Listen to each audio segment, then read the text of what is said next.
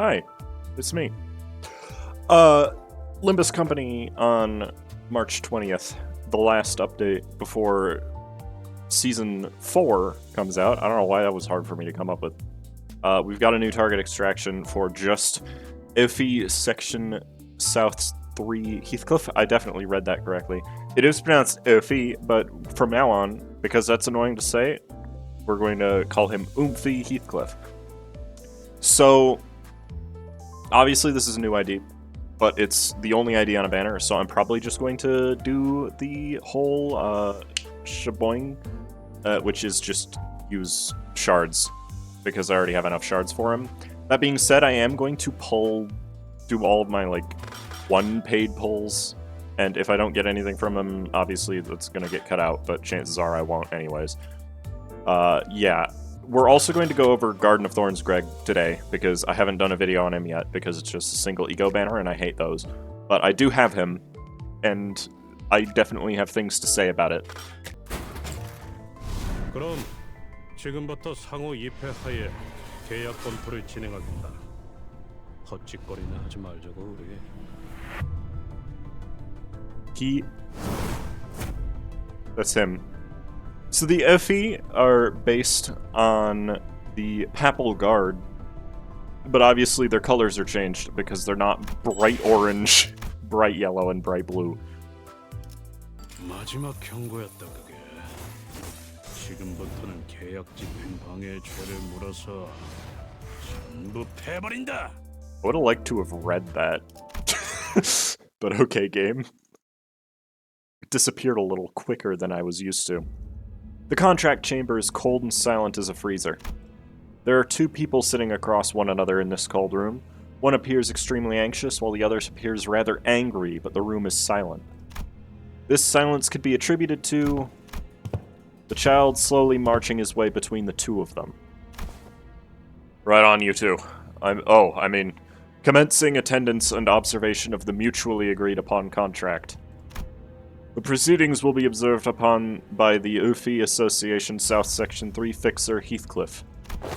Every spoken and written word exchanged in these proceedings will be observed by me, the attendee, and can be used for and against the two parties. This contract has been put into effect the moment it was submitted to the Oomfie Association. Any disturbance to the execution of this contract or any behavior that may be considered a breach of contract will... Boom. The child slammed the floor with the tip of his polearm. As it has been stipulated in the Oomfie Association's duties as an attendee and an observer result in execution of the involved parties as per the terms stipulated in the contract. Reply if you confirm that this clause has been fully understood. Every resident of the city has heard the stories about the Oomfie Association at least once. Fixers dressed in gaudy hats and cloaks carrying weapons resembling axe blades. They're not the kind to go around brandishing their weapons in the streets or get involved in street brawls. Instead, they follow the contracts. If someone fails to fulfill a contract, they will chase them to the ends of the earth to make sure the contract is executed. Of course, since they're fixers at the end of the day, the extent they are willing to go depends on how much they're getting paid, but that is exactly what makes the Oomfie even more reliable. Yes, sir. Understood. Sure. Jolly good. Let's not do anything stupid and waste each other's time, yeah? Right, first order of things is the contract summary. Child begins reading the document out loud with a rather annoyed expression. Going by his frowning face and his irritated tone, one may assume that this is not the kind of work that this child is cut out for. But he was rather skillfully maneuvering through the contract, his expertise clearly shining through. And that's the gist of the clause. Is this clause mutually agreed upon and fully understood by both parties present? Yes, sir. No objections. Yeah, sure. He was also covering every corner of the contract to verify that neither party had any issues with its clauses. Wait, you bastard, this ain't what we agreed upon. Until one of the two parties suddenly slammed the table before jumping to his feet, that is. Oh? You said you'd take that burden yourself. What the hell do you think you're doing here, pulling this kind of... What are you talking about? Our initial agreement was that... The child's face begins to twist into a scowl. The more polite of the two knew exactly what that scowl indicated. Please, you have to calm down. The polite one was trying to appease the angry party. But the child isn't a very patient person. This is your first and final warning. No more. I was told that this contract had already been mutually verified and agreed upon. I am here only to observe and thereby ensure that it goes into effect. If you're about to pull some shite that'll void this contract at this stage, then the next contract with your name on it will be the one for your coffin. You heard him. Let's all take it easy, calm ourselves, and... Shut up! Are you seriously... Oh, if only he took but a second to calm himself. If only he took a second to think things through. But there are people who can never calm down, no matter how dire things might get from that anger. I already gave you your final warning.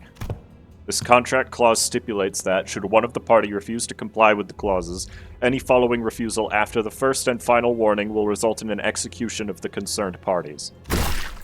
The child was a fixer of the association that acts as the legal enforcer of contracts. The Oomfie Association always ensured that the contracts are carried out, even if it meant resorting to the use of force. It was his duty to see a contract approved and observed by the association through to the end. The contract chamber, which was supposed to remain silent save for the voice of the observer, fills with clamor and sounds of something wet getting chopped to pieces. The child slumped onto the pile of bloodied flesh that was once one of his clients. Not sure if I like starting off today's schedule with a massacre when I've got 4 more of these to go through. The child crumbled up and the now useless contract and tossed it behind him. He produced a different contract and slowly began to read through its contents. Well, no use crying over spilt milk. At least this one doesn't have any deadly clauses. Hopefully these sods are better at keeping their words. The child lightly dusted his clothes, slowly came to his feet, and then left the chamber. It was as though nothing had happened. Dang. Oomfie's out there killing people. I mean, that was believable, right? Okay, so the first thing you're going to notice about this ID is that it has the word Tremor on it. Don't worry about that. He has 188 HP. That's a little below average. Like, it's on the average threshold, but it's not high. And it's lower than 190, which is what you would expect. 4 to 6 speed is pretty decent. 38 defense level doesn't really matter. Ineffective to slash, fatal appears. Okay. That's all fine and good. Now we go on to the passives. Pride? Wait a minute. Grave Attendants. Deal plus 5% more damage for every 6 Tremor potency on the target, up to 15%. So if the target has 18 Tremor potency, that's a 15% damage bonus. I mean, damage is nice, I guess, and Tremor doesn't really do much else. And then the support passive, Verify Obligation Fulfillment, 6 Pride to one ally with the fastest speed, Clash Power +1 to skills that apply Tremor potency or count. Which is very interesting, because one of the big problems with Tremor is that their skills all kind of suck in a clash.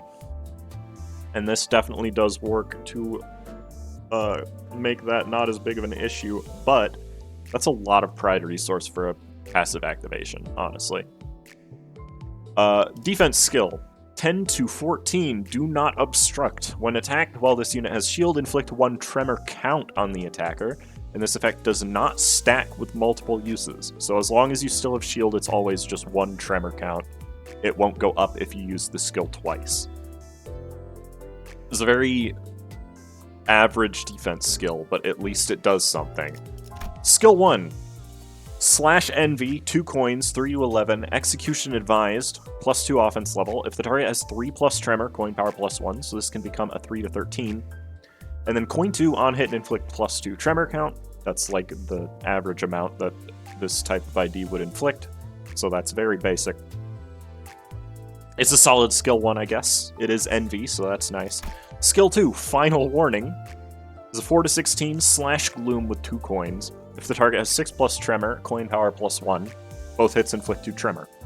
4 to 18 is nice, but you will have to build your team around Tremor to get that, unfortunately. And then skill 3, Execution Sentencing. This is the actual interesting skill. It's a Pierce Pride 5 to 17 with 3 coins. If the target has 6+ Tremor, coin power +1, so it can become a 5 to 20. And first 2 hits inflict 1 tremor potency, and then third hit, on hit, if the sum of the target's tremor potency and count is 20 or higher, so they can have 4 count with 16 potency, and that'll work. Trigger amplitude conversion on the target, converting tremor to tremor decay. Amplitude conversion converts tremor or already converted tremor on target to a different type of tremor. Potency and count values carry over with the conversion. It reads as if you're converting all of it to tremor decay, a new status. Lose 1 defense level for every 4 tremor potency on self. I'm assuming it means tremor decay potency. When hit by skills that burst tremor, it's just burst. Turn and reduce the count by 1. Interacts the same way as normal tremor does to effects that raise or reduce tremor potency or count. Wait, so if they have this effect, any tremor potency or count inflicted will become decay? Because that's significant. 1 defense level for 4 tremor is a little bit hefty, especially since, well, I guess inflicting tremor isn't really hard to do. It's actually making use of it, right? So the thing that immediately comes to mind when looking at this ID is that it's a tremor ID, and that makes it not as good. If you have this ID and you just stick it into a team, it is Envy, Gloom, Pride, and that's pretty decent. And it's not like he'll be bad. A 5 to 17 and a 4 to 16 are both very well-rolling skills, but you kind of have to build around Tremor to make full use of him, and even then, yeah, I might point out he can't burst at Uptie 3. At Uptie 4, Skill 1 gains 1 coin power for every 3 Tremor on the target, up to 2, so it can become a 3 to 15, but doesn't inflict any more count. Skill 2, same thing, so it can become 4 to 20. Skill 3, same thing, so it can become a 5 to 23. Do Not Obstruct becomes Pride, with no other changes. Oh, this guy's in Mono Pride. Neat. And then his passive doubles the damage effect, and when converting Tremor into Tremor Decay with this unit's skill effects, trigger Tremor Burst on the target. This is his only way to burst Tremor. He is mid, I'll be honest. I don't even know if you want to roll for this guy, unless you already don't have a good Heathcliff, but even then it's standard fare, and that means that it will always be available, and you know who else is always available? Rabbit Heathcliff. So unless you're really intent on running Tremor, you're not going to want this guy at all. I'm still going to uptie him so that people can try him out. But yeah, he seems mid as all get out. Step 2, we have an ego for Greg, which came out a week ago. Garden of Thorns from Sign of Roses. It is a VoV ego. The cost is 2 of everything, which is the reason that this ego is not very good. I'll explain later. It's a slash lust ego, 20 to 30, with 4 weight. Before attack, gain number of highest resonance -2, so if you have 3 resonance, that's 1. Attack weight up to 2, so it can cap out at 6. On use, apply 1 of the corresponding Sin Affinity damage up and 1 corresponding Sin Affinity power up to 2+ number of highest resonance allies. So at 3, this applies to 5 allies. But for the highest resonance. So Lust is going to be the one that you want. At 4+ corresponding resonance, apply 1 additional corresponding Sin Affinity damage up, and at 5+, apply 1 additional power up. And then after attack, heal 2 allies with the lowest HP percentages for 18% of their max HP. Heal highest number of resonance -2 more allies up to 3. So this can heal a maximum of 5 allies. It can hit himself, which is kind of significant. But it's just okay otherwise. The corrosion is a 30 to 20. Gains highest number of resonance -2 attack weight, same as before. On hit, inflict 1 damage down and inflict 2 bind next turn. On hit, inflict 1 fragility and 1 power down to the Sin Affinity with the highest resonance count. At 4+ affinity, at 4+ resonance, inflict 1 additional fragility, and at 5+ resonance, inflict 1 additional power down. I've been told that there was a bug and that for the Gloom effects, it gives sinking power up, which doesn't do anything. But it should still work now, hopefully. And the passives, Crown of Roses, Turn start, inflict 2 rupture potency on a random enemy, or in focused encounters, all parts of that random enemy. And when activating Absolute Resonance, inflict 2 rupture potency on all enemies. I don't know why there's rupture in here. It doesn't really fit with the rest of the kit. This is literally just the ego gift. At uptime 4, hits an additional ally, or sorry, gains an additional attack weight before attack, so it can cap at 7, just like the other VoV egos do by default. Gives power up to double? Yeah, it doubles the number of base affected allies. And then at 6 plus corresponding Absolute Resonance, apply the above effects next turn as well. And then after attack, heals 2 additional people for plus 4% of their max HP. The corrosion gains the attack weight just like before, and at 6 plus corresponding Absolute Resonance, apply the above effects next turn as well. Okay, so I'll be frank with you. This this ego reads incredibly powerful. Unfortunately, it is way too high of an opportunity cost for it to be worth using most of the time. It's just so expensive, and you can't really build a team around it. Like, every one of the 6 party member teams has every Sin Affinity in it, don't get me wrong, but usually one of those Sin Affinities is really annoying to build. If you bring all 6 of the Liu, then Gloom, Gluttony, and Envy are all very tough to get, especially Envy, since it's only 1 skill 3 in the entire party. If you run N Corp, Sloth is annoying. If you run W Corp, Gluttony, I guess, is the most annoying one. Technically, they have everything the best. And then Blade Lineage kind of sucks at generating Sloth too, but especially sucks at generating Gloom. This means that there's not really a pre-built team that can run this. And if you're doing it for the heal effect, Fluid Sac is just better, because you can fuel it better, because you can build around it better. Lantern is better on Sinclair. I would even argue that the Doomsday Calendar heal, the Impending Day heal, might be a little more consistent than this, especially during the story. Now, obviously, in Mirror Dungeon, you're not going to have any trouble feeling this, but Mirror Dungeon is also not the majority of the game, and so you're probably just going to want to pass on this one, I'd say. It is Season 3, so if you really want it, get it before the next update. But aside from that, I would say it's probably just not something that you need.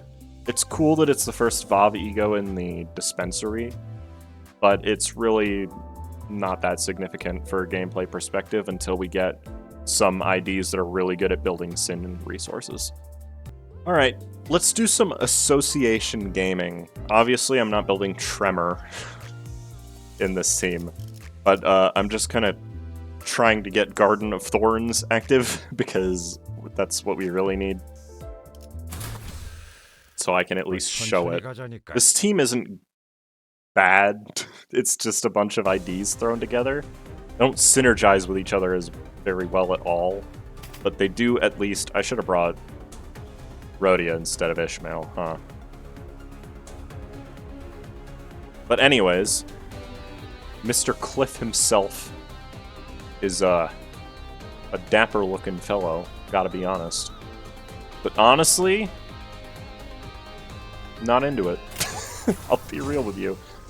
Let's get our stats up. I don't really care about Honglu yet because he's not there. Getting 2 of every Sin Affinity isn't easy. At least his animations are cool.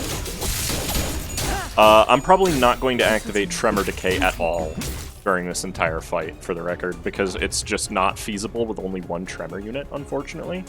Let's see, we need Lust, we need Sloth, and we need Envy right now. We'll have the Envy. What else do I need? Lust. That is not quite enough. I need 1 more Wrath. But that's okay, this is a long fight.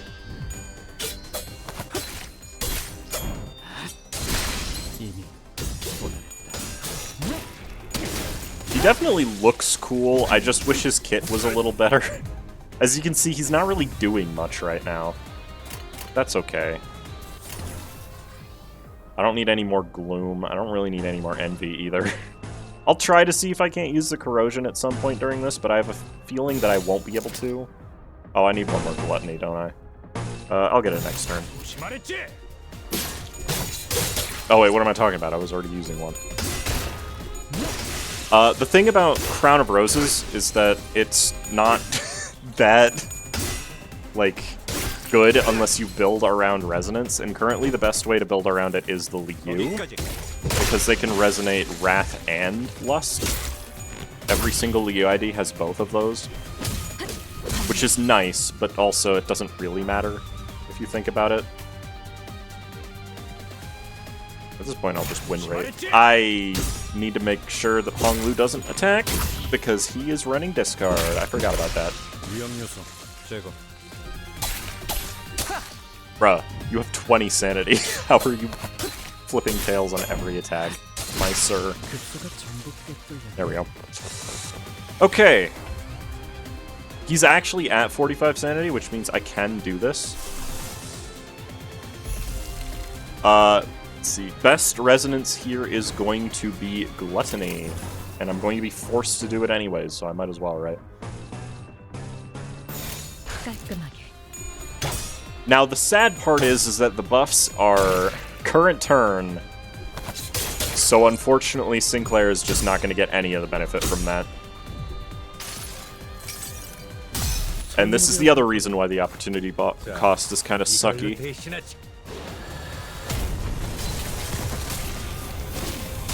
is actually the first time I'm using this. I don't use this ego because I don't think it's very good. I'll be honest.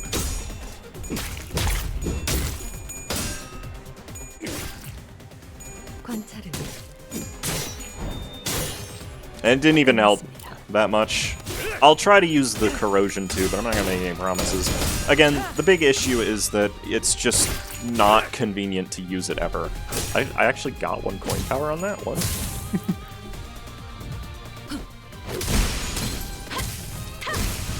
Wrecked. Okay. So that means I need more Sloth, Wrath, and Pride. Okay, well, I'm not doing that.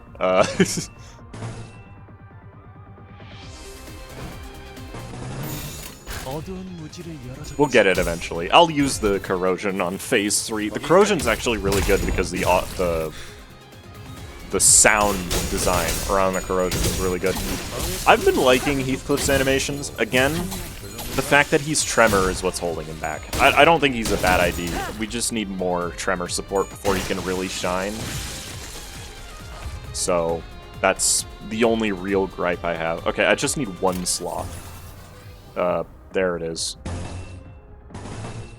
What is that? That's not necessary. And then we'll see if we can't actually get a good resonance effect going on it too, because that would be really useful. Flips him. Flips you like a little sad boy. That makes no sense, doesn't it? Okay, what kind of resonance can we get going here? We could do nothing, really. I mean, it's going to be based on envy, so we're going to get at least a little bit out of it, but it doesn't make too big of a deal, does it? Not a great dent. You know? Also, it's not even going to hit all of them. I'm guessing... I mean, it's 3 resonance, so it will hit all of them. But it's not going to have full effects, unfortunately. Why is this going first? It doesn't matter. Why am I complaining about it? Yo, sick.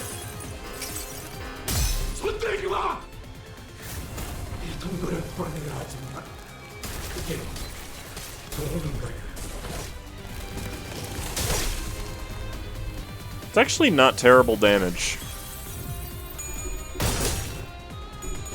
What else is interesting about this ego is that it's technically better against factions that share Sin Affinities with you because of the power down. It's almost never going to come up, but you know, it's interesting to note. Oh, this guy's very dead. See, that's a cool animation. I just wish it were better.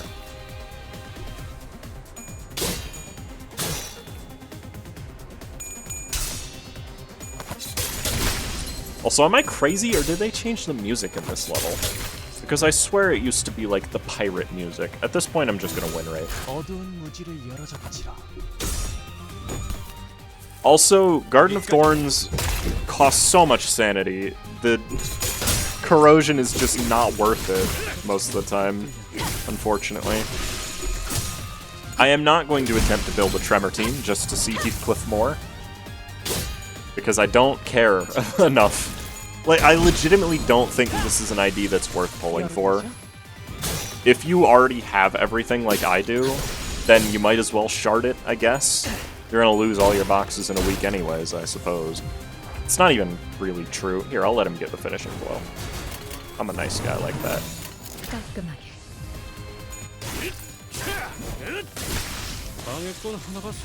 See, it was only like 100 damage against a staggered target, too. It's really not that big of a deal. I'm just complaining. Like... He didn't even get top damage. Hong Lu was like the 4th person selected. Wow. To be fair, it was all pretty close, except for Faust, who did like nothing, because those enemies were just slash. But yeah, he seems very mid. Very middling indeed. But that's not necessarily a bad thing. We've had so many good IDs this season. We don't really need another one.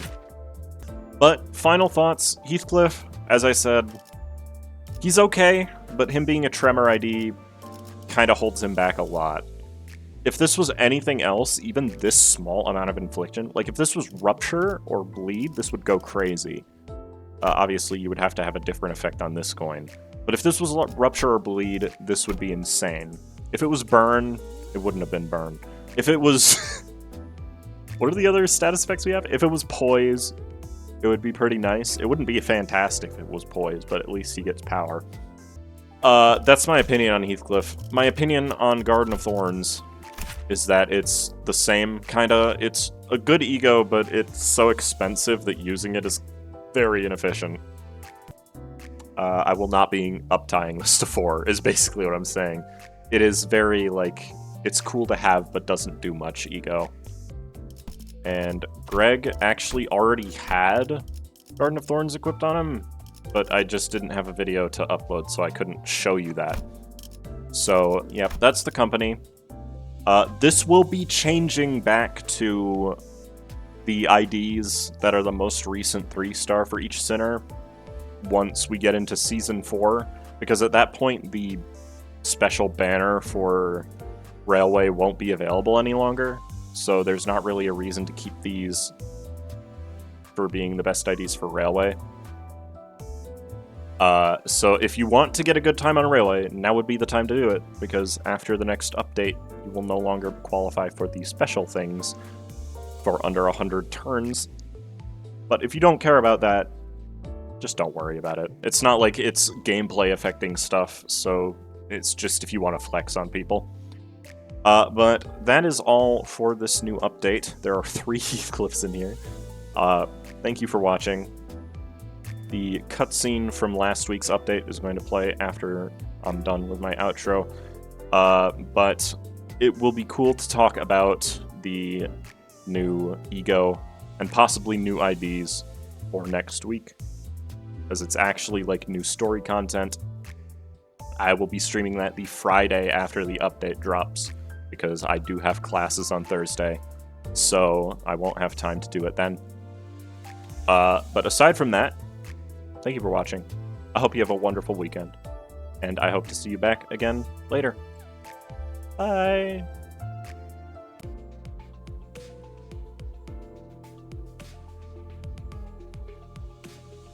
I guess the traffic sucks no matter which nest we go to. We've been traveling at a snail's pace through the extreme congestion of the nest for several days now. Rhodia, clearly affected by this boredom, sighed and muttered. We've been through similar long periods of inactivity before, but boredom isn't something one could easily get used to. I suppose it became a new part of my job to listen to the sinners complain about the slow pace of our travel. How much longer until the T-Corp immigration checkpoint? My only option is to give them a reminder of how far we are from our destination. Considering that we will be on standby for approximately a day at our next stop, and taking into account various other stops we will be making en route, our estimated time of arrival is in 3 days. It's not like we're traveling very far, but with this awful traffic, it feels way further than it really is. Gregor's right. It didn't seem like the city was that big. Maybe there's something to these inevitable, overly long travel times, something I'm yet to understand. I guess driving... Ow, I cannot read.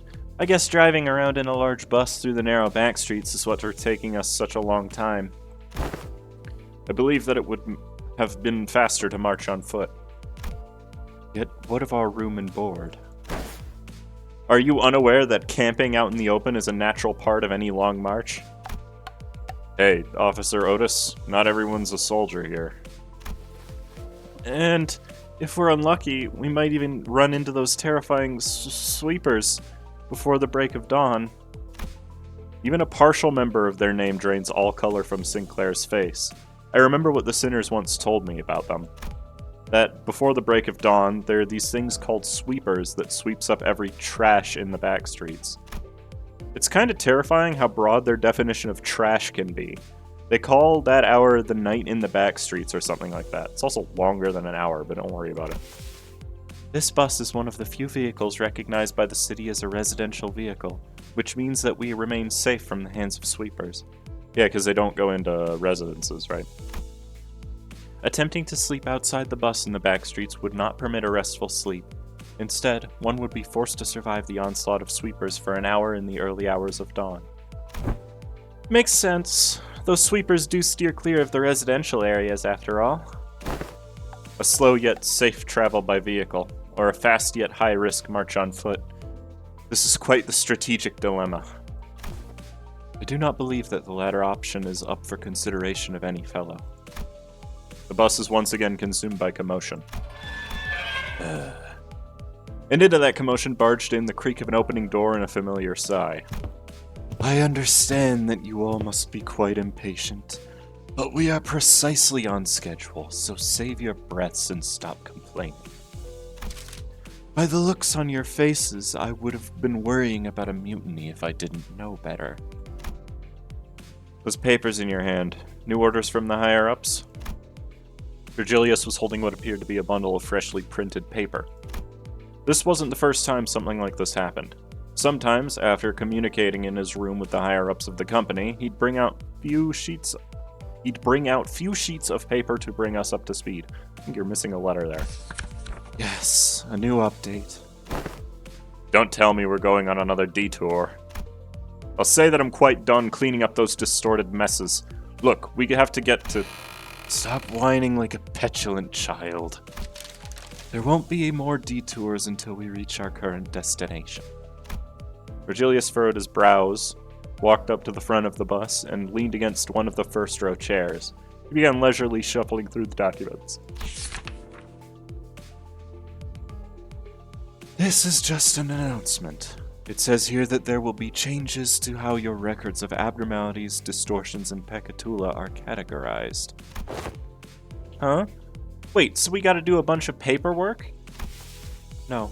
Once completed, your observation logs are all digitized and shared with the upper echelons of the company.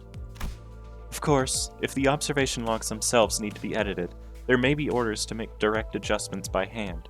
However, the categorization for each entity will be updated automatically. They are merely informing the Sinners of the upcoming changes.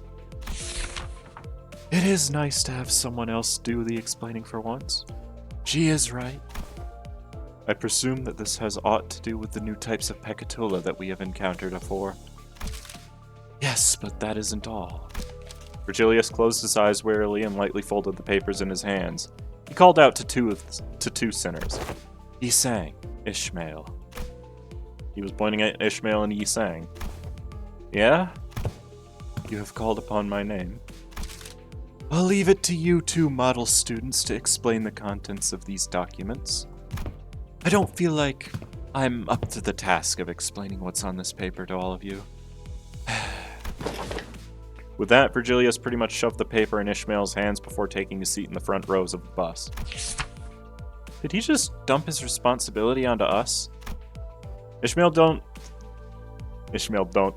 didn't seem too happy about this sudden turn of events. Still, she opened the documents and began reading. I can never tell if he actually doesn't care about us or if he just naturally comes off as a cold person. So what does the thing say, Ishi? Give me a sec. So, does it say anything about the new abnormalities? Looks like these documents are from the LCD. The sender address says, Ooh, LCD is the department that contacted Manager Esquire, is it not? Ezra, was it? I still vividly remember her chaotic, bubbly voice coming through the radio. The former L-Corp. The AH. The bus begins to fill with a familiar, hectic buzz once again. Well, if you would allow me to. Miss Ishmael.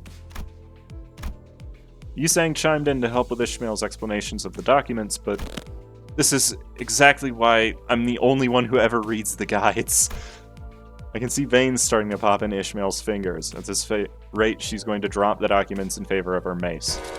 Wait, Ishmael, I got this. Calm down. I hurried over to Ishmael and practically hung onto the documents in her hands. We nearly tore the bundle of documents in half, but she quickly gave up and loosened her grip. Ryoshu, Otis, please keep Don Quixote and Heathcliff quiet while I take care of this. Oh yes, this'll be fun. Without killing them or beating them up, please. Ryoshu slowly lowered Don Quixote's lance she'd picked up. Alright then, if you have any questions while Ishmael reads the documents, raise your hands to be recognized. Yisang, Faust, you guys don't need to raise your hands to speak, so please chime in if there are any details you can elaborate on. Understood. Very well. Rhodia, if anyone tries to speak out of turn, please smack them lightly in the head. If you do good, I'll make sure to order you extra desserts during our team dinner. You sure know how to motivate people, Dante. What an impressive growth of leadership capabilities, Executive Manager. Alrighty then, first bonk goes to... Wait, this wasn't... A few minutes later. After a quick commotion, I found the situation settled enough to return the documents to Ishmael's hands. Then, I'll leave it to you. So the former L-Corp, also known as the Lobotomy Corporation, used to contain and manage the abnormalities that we faced in their branches.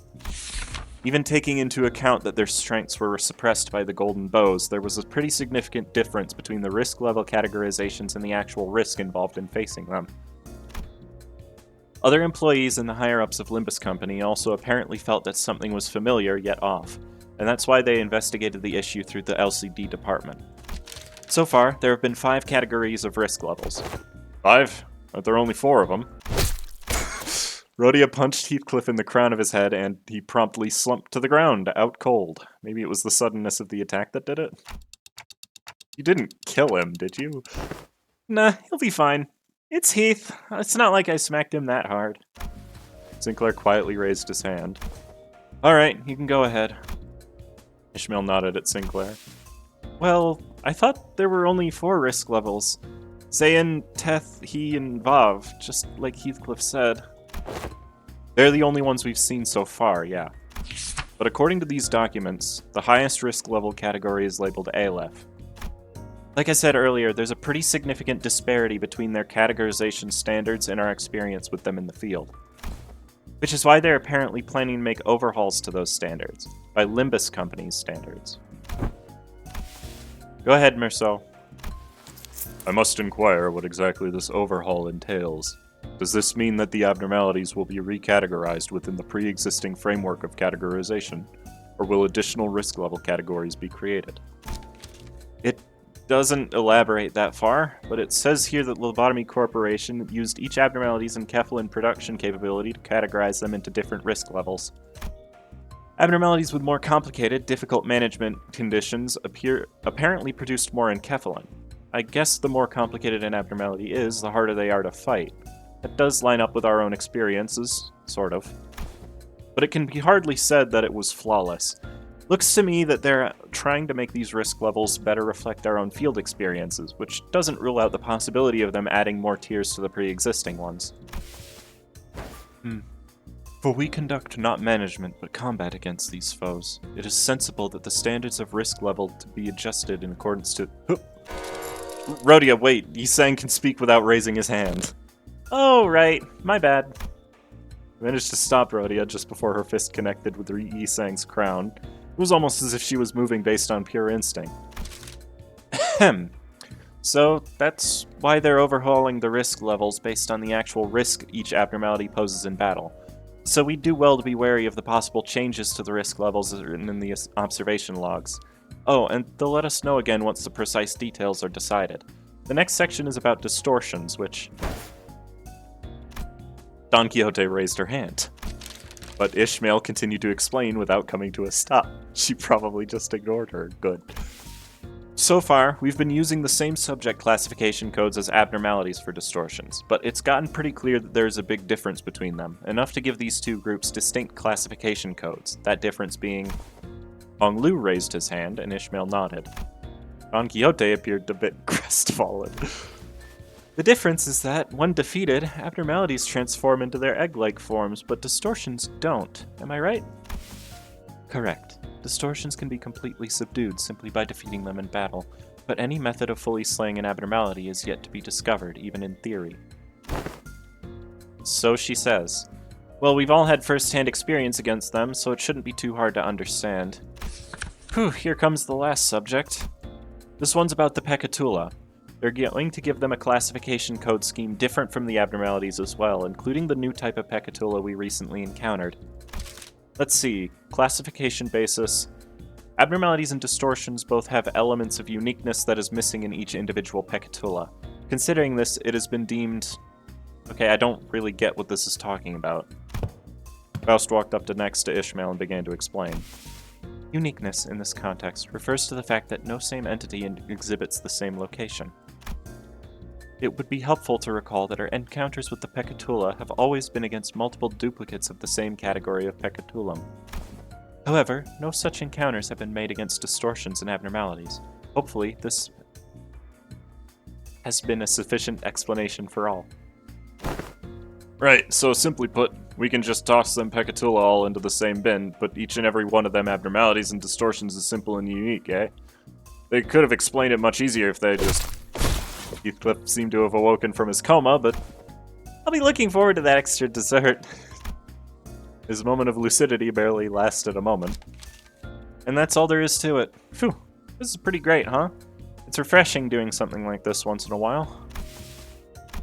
Don Quixote has not lowered her hand since Ishmael ignored her the first time, not even for a brief moment. Fine, ask away. Dost thou know the name of the LCD employee who hath composed that report? Ishmael seemed a bit taken aback that Don Quixote actually managed to ask a rather sensible question, even though it was asked with that very same enthusiasm she has when talking about fixers, that is. Oh, sure. Give me a sec. Sender, LCD On-Site Investigative Reasoning Team Leader Moses. Well, we might as well keep that name in mind since we'll probably run into them sooner or later. I'm sorry for ignoring you, Don Quixote. Though Don Quixote was finally given the answer she so passionately craved, she did not appear happy or excited about it. Instead, she seemed to be absorbed in deep thought. Something wrong, Don Quixote? I recall hearing that name in the past, yet I cannot quite recall as to who that name may have belonged to. Okay, now we're actually done. Darn, thought I'd be able to collect a bit more dessert. This was more time-consuming than it was initially expected. Dante, now. Oh, right, it's about time. Alright then, I hereby confirm today's close of business for the Sinners. This could have dragged on for much longer, but the Sinners were thankfully pretty cooperative, so we managed to finish our day early. I followed the Sinners to the back door of the bus, my heart a little lighter than it was at the start of the day. Huh? I feel like I'm forgetting something. Took me about 30 minutes to realize that we left Heathcliff out cold on the bus floor. Exceptional. Exceptionally done, Dante.